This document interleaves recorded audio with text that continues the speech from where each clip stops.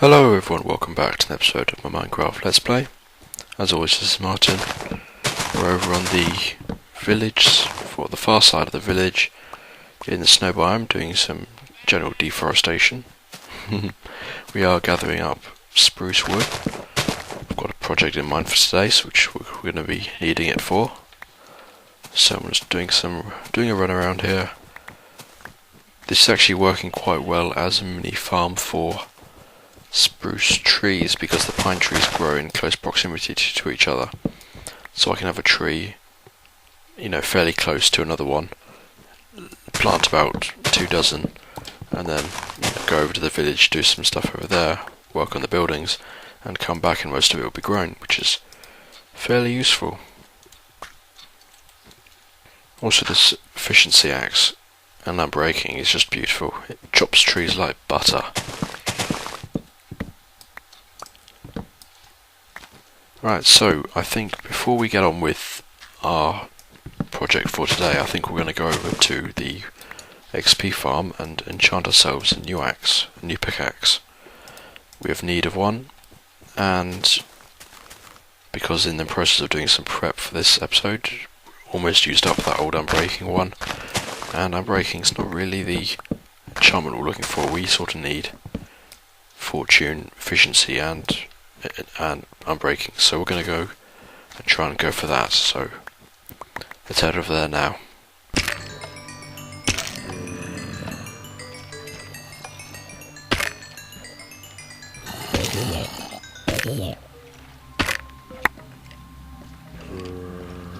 Okay, so here goes the level 30 enchant. Let's see what we get this time. Come on, let's hope something good. Yep, that's what we want. That's pretty much exactly what we need. Good times. Anyway, I'm going to do a detour past the desert base and en route to our build site for today, and I'll of course be back in a moment. That's a bit of a rare sight to see. I don't usually come out to the XP farm to find creepers lying around out here. Usually they haven't even spawned at all, or they despawned from the daytime. So that is odd. I suppose obviously not surprising, but I'm not really used to it. Anyway, let's just dart on over to the... Come on, sprint. Please don't fail me now. Just en route, while we're on the way there, I thought I'd mention, last week I was talking about turning the desert outpost into a wheat farm. That was actually an error on my part. The bread maker is there as our wheat farm, but what we want to turn the desert base into is a sugarcane farm. And so if you apply sugarcane to what I was talking about, the banks of pistons in the walls, each spewing out sugarcane, obviously that will make sense. Basically, I've run up a single mock prototype on creative of one column, and it's basically how bookshelves are in libraries. Not libraries here, I mean in real world. For example, imagine this column here is solid blocks, and there'd be a 2 wide passageway, and there'd be... I hear something. I hear a slime. Slime! Ta-da! Excellent.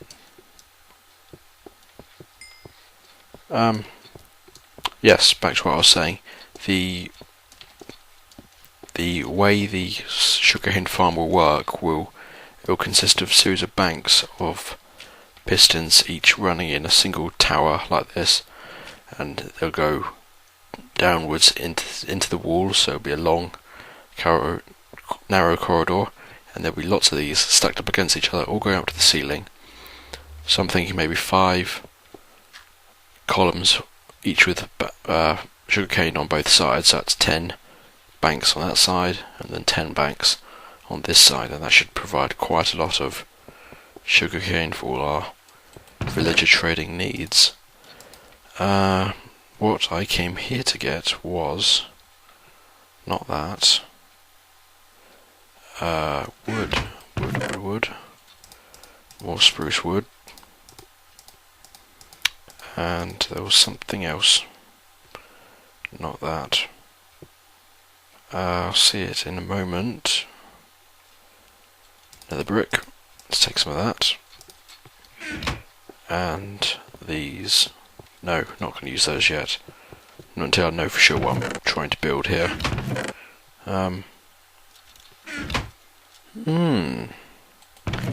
Interesting. That's what I'm looking for.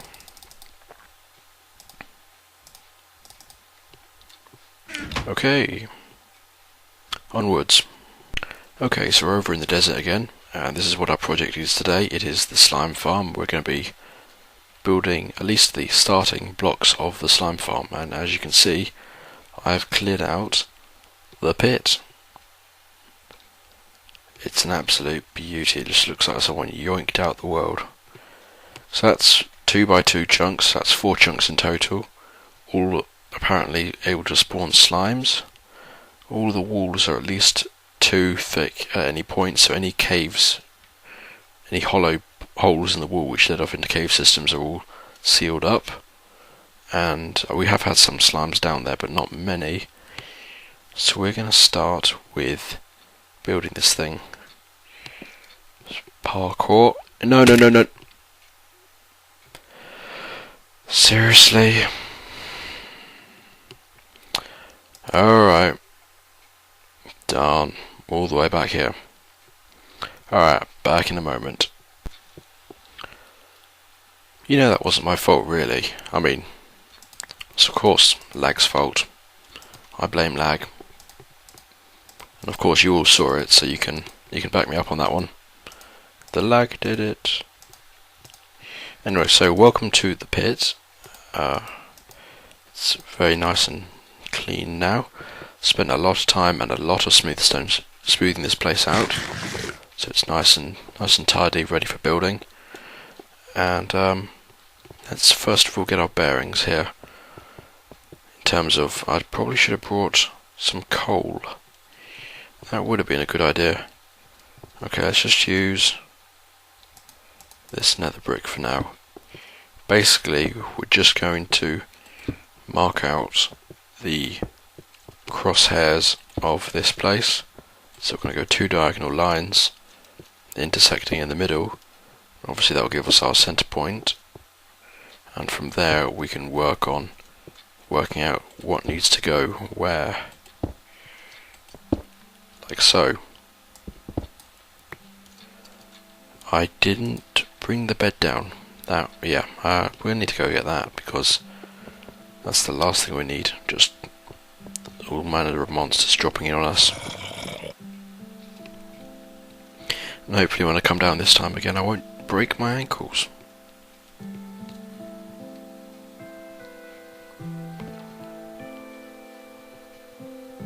I'm not sure what it is, but for some reason I know slimes spawning is quite limited.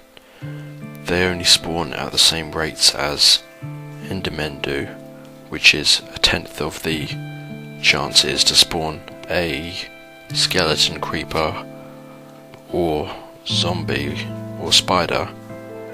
But it's still, there are still other factors as well, like for example they only spawn in certain chunks, as you are probably well aware. Oh, there we go, there's one. That's good. What size is that? That's a small. No, that's a medium. And they do damage. And they break up into the small ones, which do no damage at all. They might as well be pets. And actually, that's not a bad idea. Seriously? I took damage from jumping?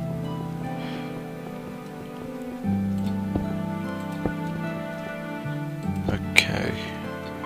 So, once we've got our centre established here, we'll be able to start marking out channels, and basically the way I want this to work is the slimes will spawn in, that's not right, no, didn't mean to place that, That's 2 gap. So we'll need another one there. Now that is odd, because I thought this place was an even number, which means there should be an even, it should be a double, there should be 2 in the centre as a centre block as opposed to just 1. That's right, there, that goes there.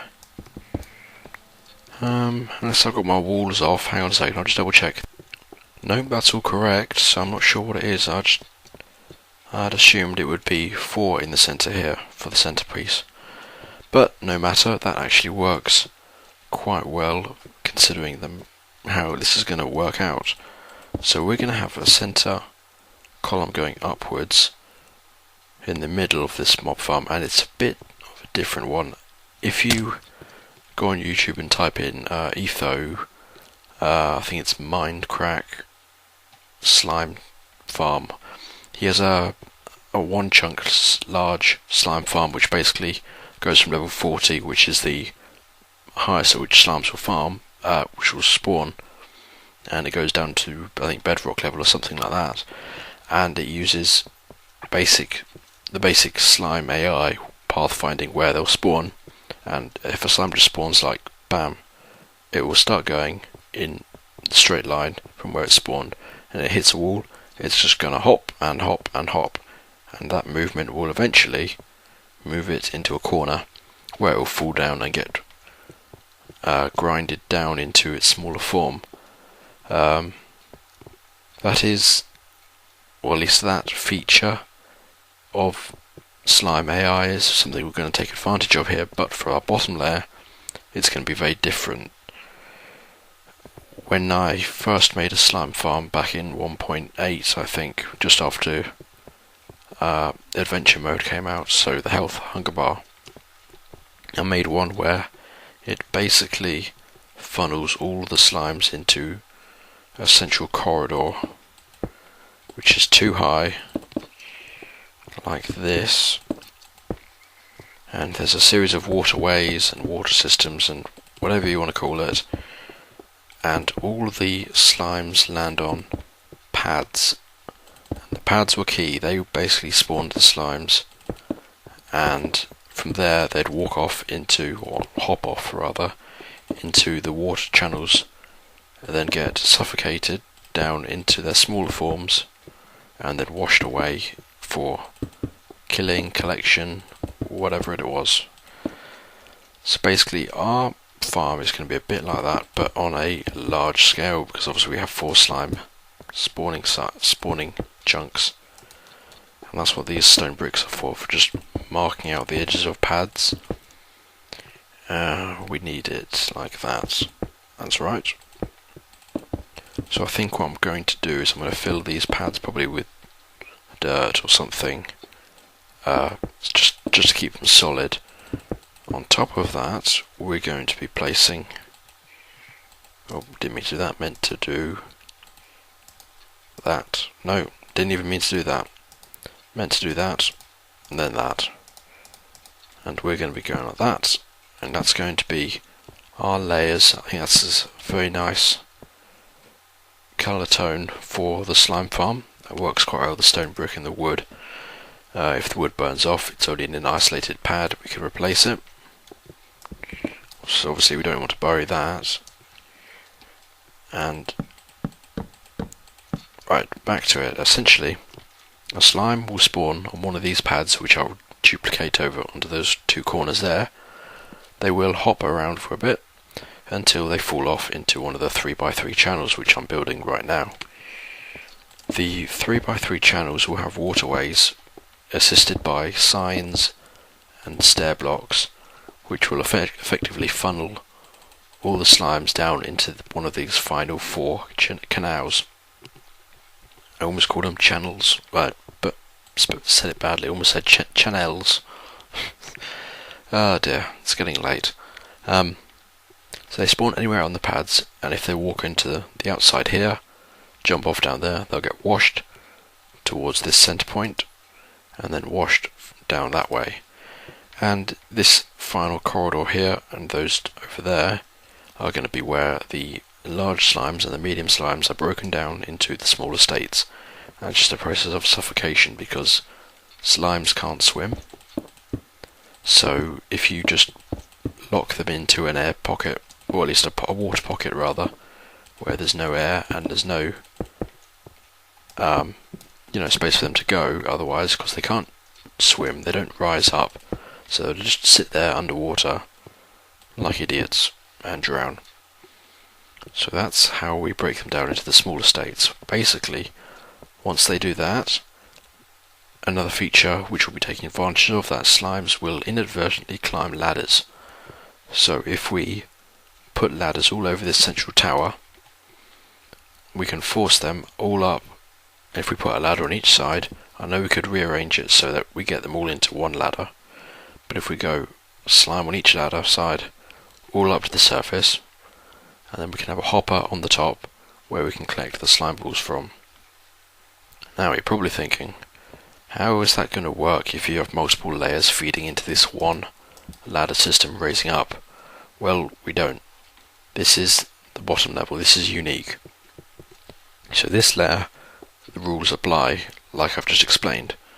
The next layer above, I think we're going to have a 3 high ceiling, and then the next layer, and on that layer it's going to be similar to the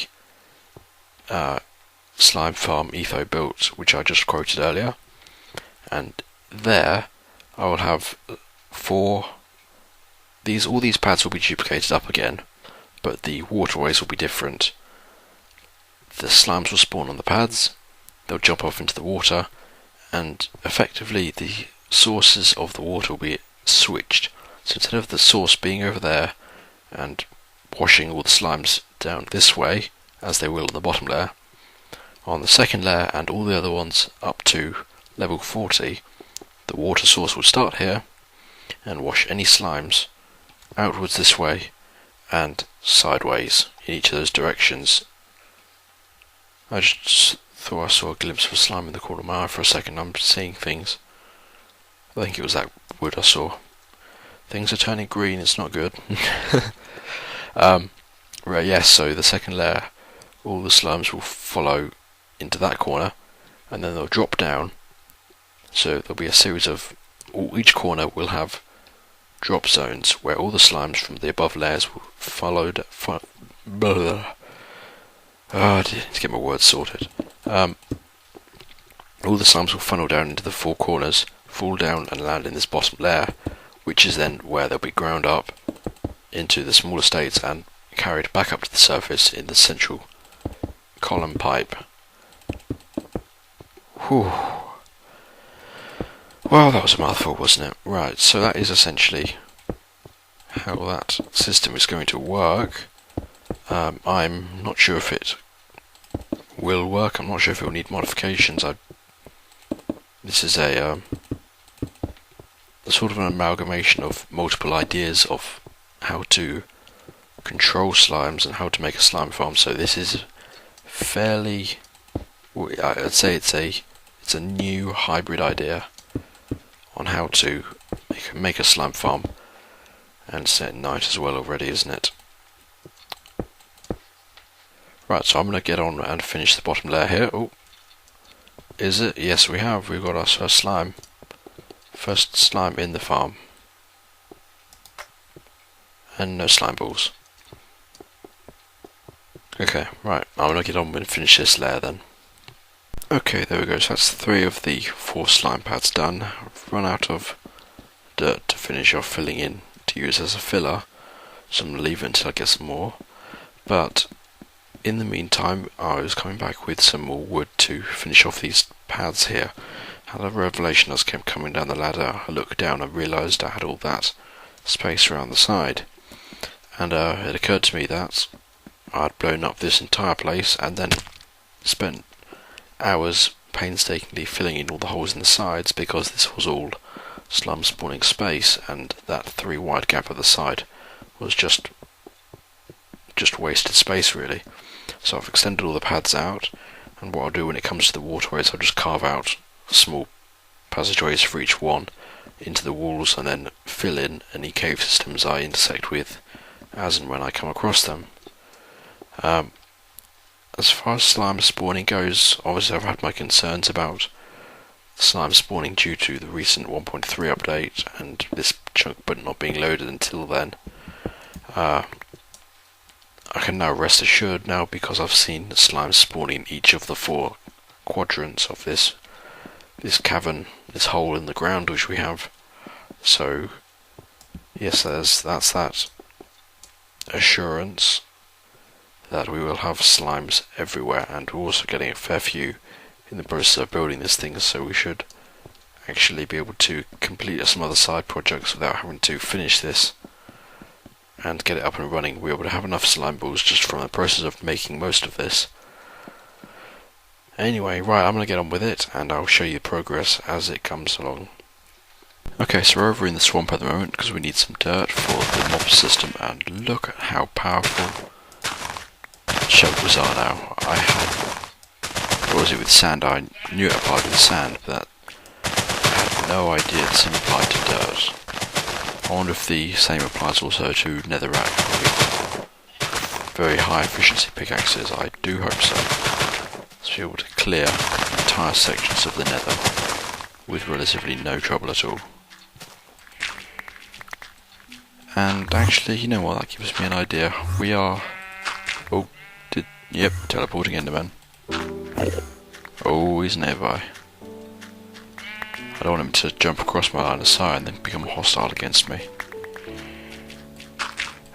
Speaking of going to the nether, that actually reminds me, we need some netherrack. Not netherrack. Glowstone. We need some glowstone to make any real progress on the slime farm, so we're going to go over there now and do some silk touch glowstone harvesting. Hopefully I left the glowstone with the silk touch pickaxe where it's supposed to be. Hopefully I didn't leave it over by the village. We shall find out in a moment. There we are, that's our hole, our hidey hole. Just in there. Almost lost my bearings there for a second.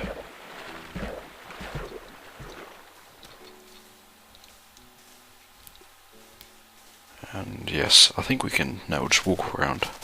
Use the bridge for its intended purpose, instead of just cheating and jumping the 10 or so blocks it is.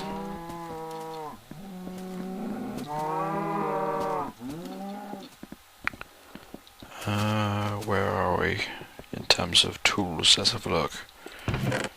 There it is, that's what we need. Okay, so we'll leave that one there, keep it safe.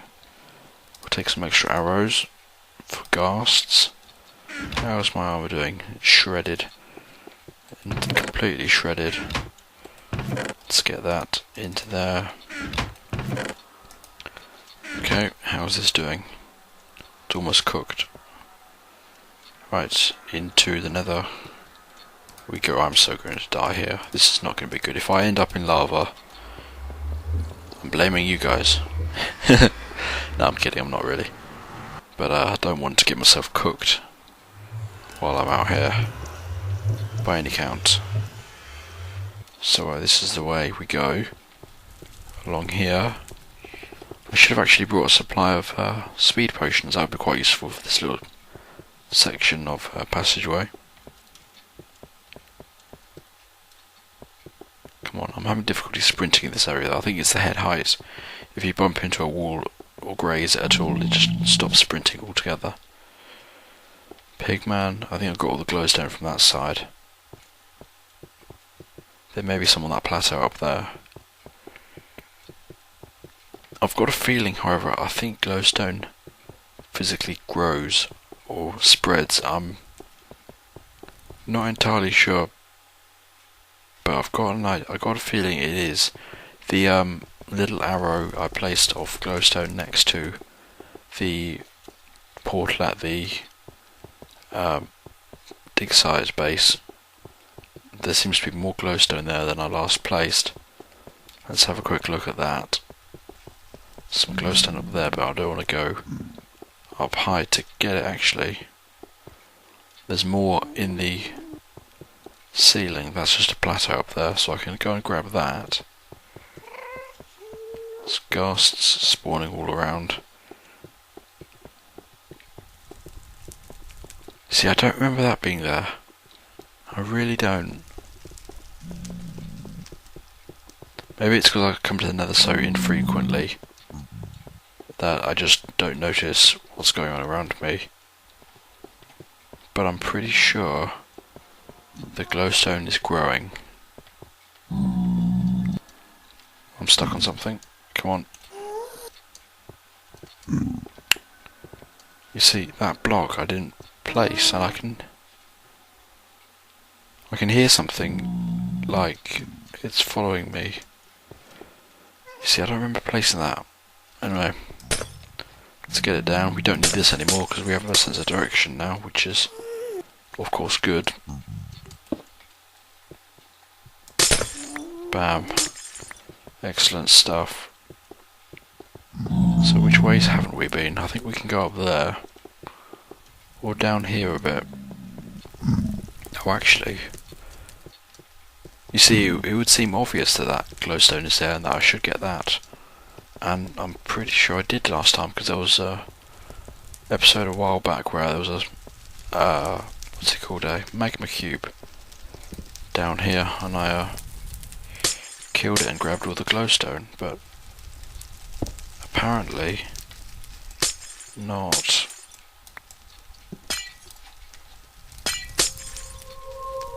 Oh, come on, seriously, glowstones can do that trick as well? How long is that going to be there until it gets fixed? You see, I mean, how did I not see that? Oh well, we're actually quite low down in terms of the lava lake.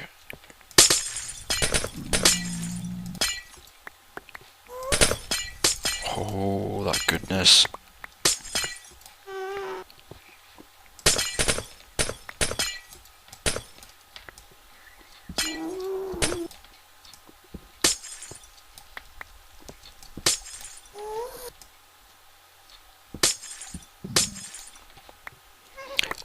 Still, it's just trying to think of things to say, really. Still haven't thought of any good themes for the Nether portal track, the minecart track in the Nether, rather.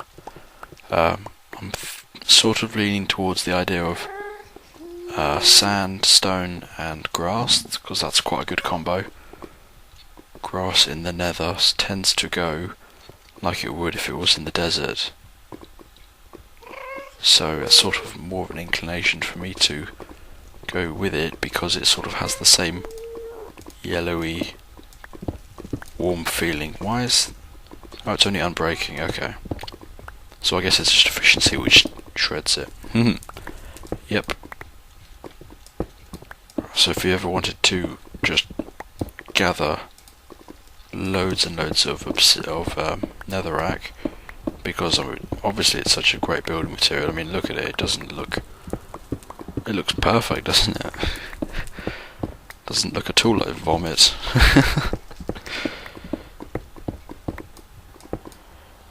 Okay, here we go. Managed not to fall in the lava this time. Actually, a fairly large amount of it around here, actually. Right, I'm gonna get set up in the Nether here and start gathering up all this glowstone, and I'll be back shortly. Alright, so there's the progress so far on the slime spawner. As you can see, it's a lot of stone frame at the moment, but each of these floors is going to be a solid pad. We've got some slimes in there at the moment, and each of these floors will be solid, and I've got some holes here for the lighting. I'm not sure if glowstone is considered as a solid block or a glass block. If it's glass, we can't use it because slimes can't spawn on glass, and that would just minimise the slime spawning rates in this area.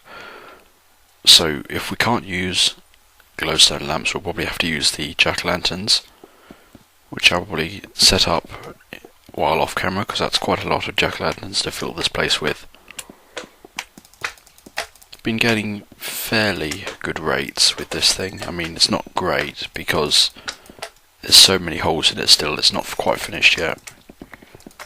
But got about a stack and a half of slime balls at the moment at base, which is fairly good.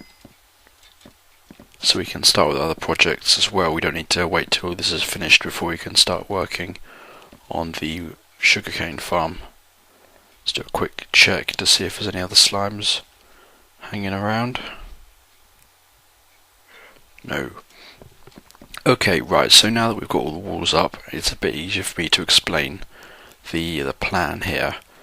Basically, all the slimes will spawn on these pads here, and the bottom floor might change, I'm not sure yet. But basically, what I'm going to do is I'm going to cut a small alcove, I think three wide, like that, and take it back a couple of layers. Yeah, you see we're intersecting with lots of passageways here, so I have to be careful with that. So any stone? Yes, we do have stone.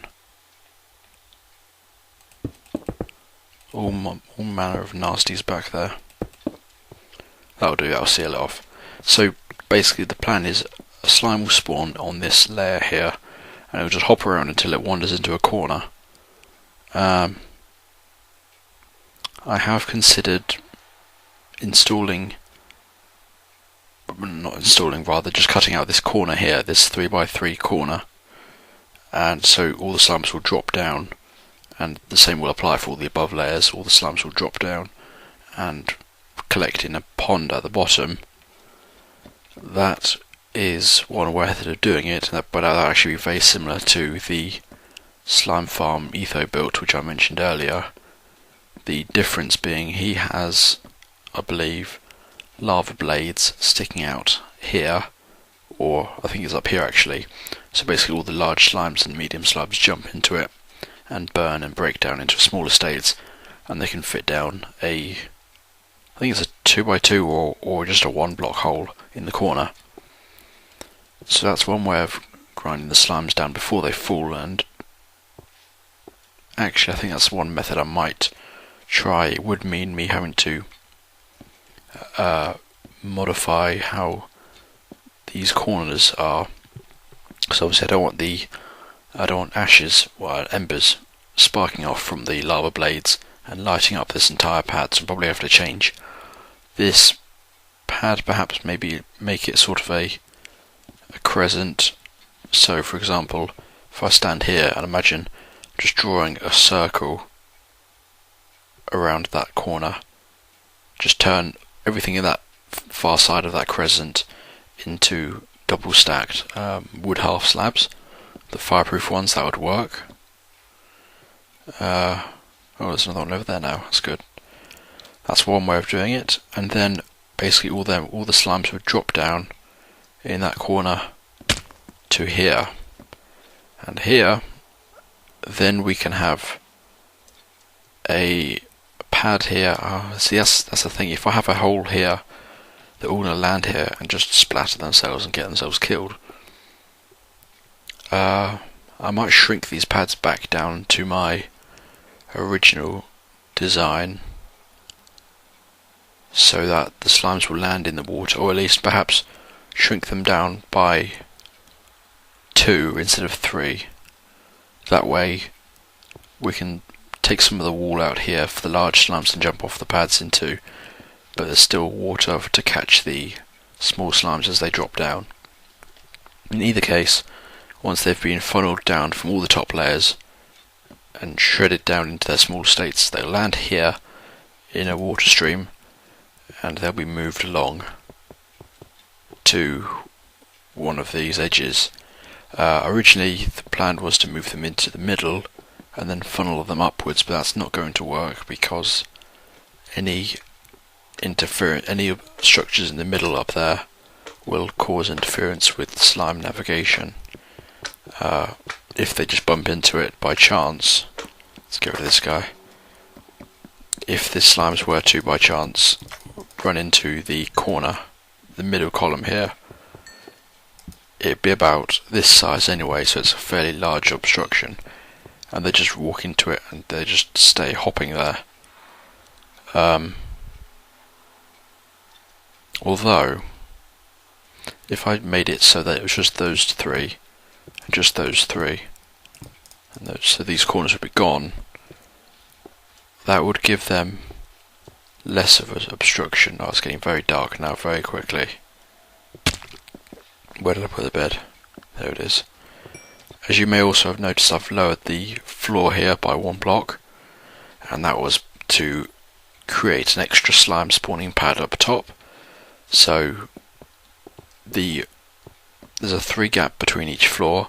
As it was earlier, we had one floor which was at 37, level 37, and then the next level above that would have been 41, and no slimes can spawn there. So I moved everything down 1, so that's on level 40 now, which means the slimes can spawn over there, hopefully. Just thinking again about this I'm not really sure about this design for the centre. It could work. I mean, if a slime were to, for example, just spawn, bam, like that, it would walk into it. And actually I'd need solid blocks in these corners. By taking them out, as I mentioned just a moment ago, that wouldn't work, because they could get themselves stuck into that corner. They'd hit one of these sides. See, what I mean is, if there was a slime to get caught here, he would just be stuck like that forever, hopping against it. But if we had a solid block there, any slimes impacting on this wall would just get deflected and then go off in this direction, and then off into this wall and down that hole. So actually that isn't such a bad idea after all. It takes off, let's see, 3, yes, it would take off, what's that, 5 by 5, so yeah, take off quite a few layers of spawning space, but I think that would work. Yeah, 25 spots for slimes to spawn would be removed, but in exchange it would mean having a very easy method of moving them, because the only alternative to that would be to have all the slimes being washed to the centre and then washed into one of these, washed back down here, then up a separate pipe, and that I don't think would work. No, perhaps not. I'm really going to have to do a lot of testing on this in creative, just to see how slimes behave with obstructions such as that. But that's a lot of work which I need to do. Also, we need to get more wood for the upper layers here. We've used all of that wood, including all the wood I got from a second run of wood cutting. So I'm going to have to gather more. I think it's about, let's see, 1 stack of logs gets obviously 4 stacks of planks, which does, I think, 5.5 of these mini sections. I think, yeah, just over 1 section per stack of wood. So we need to get some more, but that's a job for next time, because I think we're just over 30 minutes at the moment. So I'm going to end the episode here, but thank you very much for watching, and I'll see you next time. Bye bye.